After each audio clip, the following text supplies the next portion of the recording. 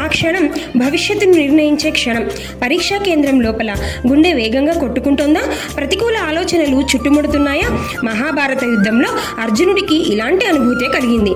అప్పుడు విశ్వగురువు శ్రీకృష్ణుడు ఒక అద్భుతమైన సత్యాన్ని బోధించాడు. నీలో అపారమైన శక్తి ఉంది. బయట పరిస్థితులు నిన్ను నియంత్రించలేవు. నీలో నీ దివ్య శక్తిని మేల్కొల్పు. నీ పూర్తి శ్రద్ధను, ఏకాగ్రతను ప్రస్తుత పనిపై పెట్టు. నీకు దక్కినా దక్కకపోయినా అది నీ ప్రయాణంలో భాగం మాత్రమే.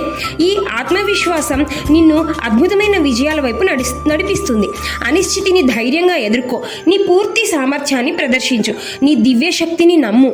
అలాగే ఈ మనస్తత్వం నీలో శాంతిని కలిగిస్తుంది. శాంతిగా ఉన్న మనసే గొప్ప ఆయుధం.